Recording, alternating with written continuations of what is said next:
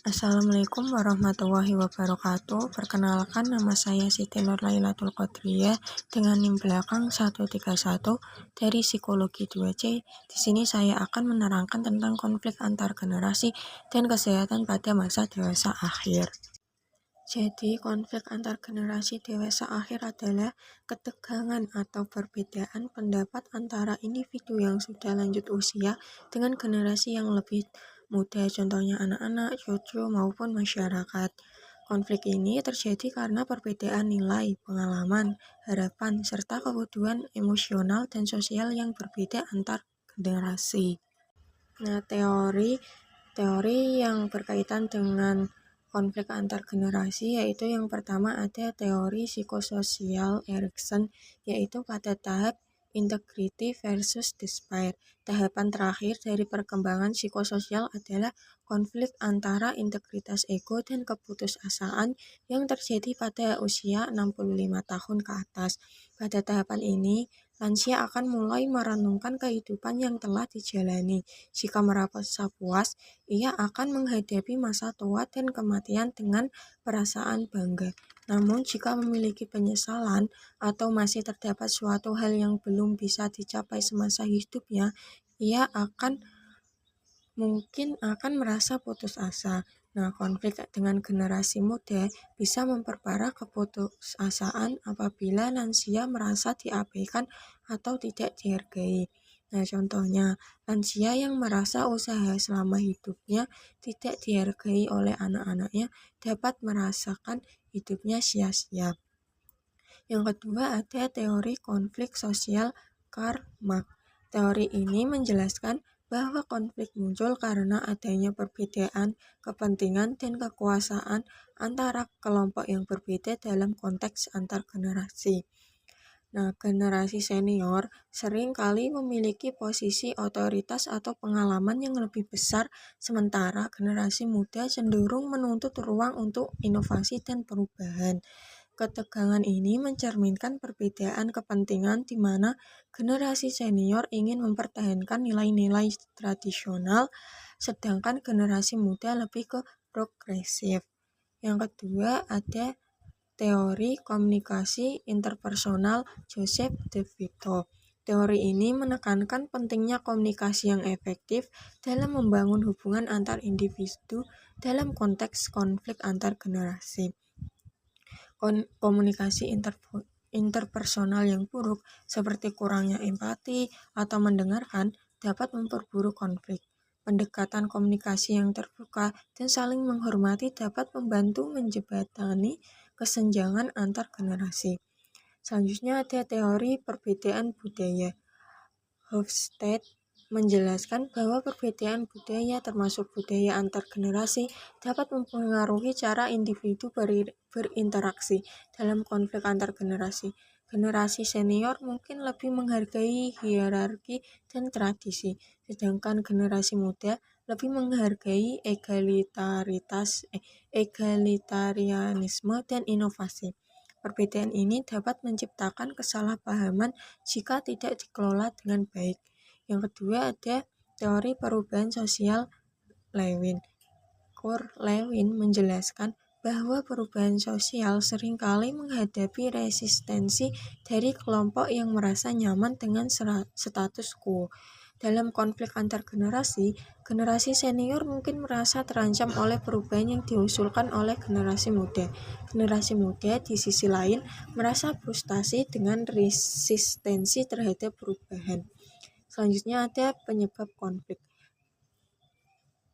Nah, penyebab konfliknya antara lain perbedaan nilai dan pengalaman. Generasi dewasa akhir seringkali memiliki nilai tradisional yang berakar pada pengalaman hidup mereka, seperti menghargai proses dan kesopanan. Generasi muda di sisi lain cenderung lebih progresif, pragmatis, dan berorientasi pada hasil yang instan. Selanjutnya ada gaya komunikasi. Lansia lebih nyaman dengan komunikasi tatap muka, sedangkan generasi muda lebih sering menggunakan teknologi digital yang dapat menciptakan kesenjangan komunikasi. Selanjutnya ada persepsi dan stereotip. Generasi senior mungkin merasa tidak dihargai atau dianggap kuno, sementara generasi muda merasa kurang diberi ruang untuk berkontribusi. Selanjutnya ini ada jurnal yang membahas tentang konflik antar generasi. Nah, jurnal ini mengeksplorasi fenomena kesenjangan generasi yang memicu konflik di berbagai aspek kehidupan seperti keluarga, tempat kerja, pendidikan, dan gereja. Pendekatan utama yang ditawarkan untuk minimalkan konflik adalah komunikasi interpersonal. Nah, temuan utama dari jurnal ini yang pertama yaitu kesenjangan generasi. Nah, generasi baby boomer fokus pada loyalitas kerja, family oriented, dan pengalaman langsung.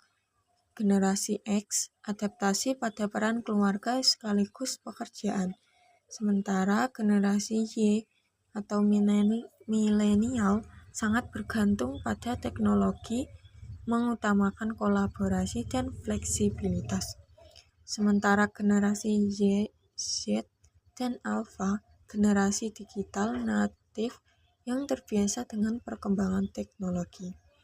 Nah, perbedaan gaya komunikasi dan pengalaman hidup antar generasi menyebabkan salah persepsi.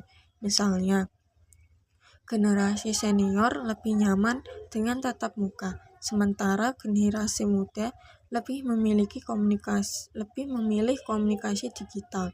Jika dikelola dengan baik, karakteristik unik setiap generasi dapat saling melengkapi. Generasi senior membawa pengalaman dan wawasan, sementara generasi muda menghadirkan informasi dan adaptasi teknologi. Nah, yang kedua ada konflik antar generasi. Yang pertama itu perbedaan persepsi. Generasi senior melihat generasi muda tidak menghargai proses, sementara generasi muda menganggap senior tidak fleksibel. Yang kedua ada gaya kepemimpinan. Senior cenderung otoritatif, sedangkan generasi muda menginginkan kepemimpinan kolaboratif. Yang terakhir yaitu perbedaan fokus. Generasi senior menghargai loyalitas dan proses kerja, sementara generasi muda lebih mengutamakan efisiensi dan hasil yang instan. Yang ketiga yaitu komunikasi interpersonal sebagai solusi. Membuka ruang komunikasi yang terbuka dan efektif untuk menciptakan relasi yang harmonis, mendengarkan secara aktif tanpa menghakimi, memberikan apresiasi kepada generasi muda atas kontribusi mereka, menghargai pengalaman generasi senior sebagai mentor. Komunikasi interpersonal mendorong rasa saling memahami, membangun kepercayaan, dan menciptakan solusi bersama. Selanjutnya ada kesehatan pada masa dewasa akhir.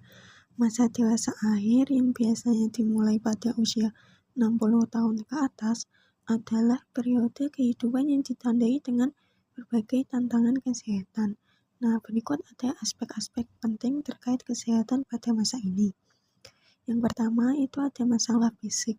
Penyakit kronis, lansia lebih rentan terhadap penyakit seperti diabetes, hipertensi, penyakit jantung, dan arteritis. Yang kedua ada penurunan fungsi tubuh, kekuatan otot, penglihatan, pendengaran, dan mobilitas sering kali menurun. Selanjutnya ada osteoporosis, penurunan kepadatan tulang, meningkatkan resiko patah tulang. Yang kedua ada masalah kognitif, penurunan memori, lansia mungkin mengalami kesulitan dalam mengingat informasi atau peristiwa. Demensia, penyakit seperti Alzheimer menjadi perhatian utama pada usia lanjut. Yang terakhir ada stimulasi mental. Aktivitas seperti membaca, bermain teka-teki, atau belajar hal baru dapat membantu menjaga fungsi kognitif. Yang ketiga ada masalah psikososial, depresi dan kesepian. Kehilangan pasangan atau teman sebaya dapat memicu gangguan mental. Yang kedua ada hubungan sosial. Tetap aktif dalam komunitas atau keluarga dapat meningkatkan kesejahteraan emosional. Strategi pencegahan yaitu pola hidup sehat, mengonsumsi makanan bergizi, berolahraga, dan tidur cukup. Selanjutnya ada pemeriksaan rutin, deteksi dini penyakit melalui pemeriksaan kesehatan berkala. Yang terakhir ada aktivitas sosial, terlibat dalam kegiatan sosial untuk menjaga kesehatan mental. Selanjutnya ada jurnal yang membahas tentang kesehatan pada masa dewasa akhir yang berjudul Peran Dukungan Sosial dalam Memitigasi Stres pada Dewasa Akhir. Nah, temuan utama dari jurnal ini yaitu yang pertama ada dukungan emosional, ditandai dengan empati, perhatian, dan kepedulian terhadap individu. Contohnya memberikan belasungkawa kepada individu yang kehilangan orang tercinta. Yang kedua, berupa dorongan atau persetujuan terhadap ide individu, serta membuat perbandingan positif untuk meningkatkan rasa kepercayaan diri. Yang ketiga, dukungan instrumental, memberikan bantuan nyata seperti membantu korban bencana alam. Yang keempat, ada dukungan informatif, memberikan saran atau umpan balik, membantu individu menemukan solusi atas masalah yang dihadapi. Selanjutnya ada hubungan dukungan sosial dan stres. Dukungan sosial membantu individu merasa lebih tenang, percaya diri, dan kompeten. Yang kedua ada melindungi individu dari efek buruk stres melalui relasi interpersonal yang positif. Selanjutnya ada pembahasan tentang aktivitas dukungan sosial. Dukungan sosial dan penghargaan memberikan dampak psikologis langsung, membantu individu merasa diperhatikan dan dihargai. Dukungan instrumental memberikan dampak praktis, membantu individu mengatasi hambatan fisik atau situasional.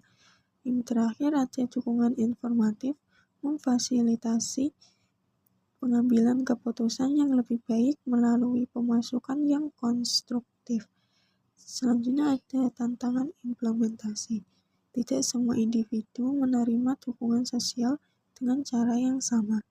Persepsi terhadap dukungan sosial dapat berbeda berdasarkan kebutuhan masing-masing.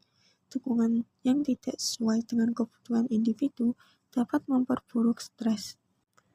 Unity of Science yang membahas tentang konflik antar generasi pada masa dewasa akhir yaitu terdapat dalam surat Al-Isra ayat 23 yang berbunyi Bismillahirrahmanirrahim wa qada rabbuka alla ta'budu illa iyyahu wa bil walidaini ihsana imma yablughanna indakal khibara ahaduhuma aw kilahuma fala taqul lahuma uffin wa la tanharhuma wa qul lahuma qawlan karim. Yang artinya, Tuhanmu telah memerintahkan agar kamu jangan menyembah selain Dia dan hendaklah berbuat baik kepada ibu bapa. Jika salah seorang di antara keduanya atau kedua-duanya sampai berusia lanjut dalam pemeliharaanmu, maka sekali-kali janganlah engkau mengatakan kepada keduanya perkataan dan janganlah engkau membentak keduanya, serta ucapkanlah kepada keduanya perkataan yang baik. Terima kasih. Wassalamualaikum warahmatullahi wabarakatuh.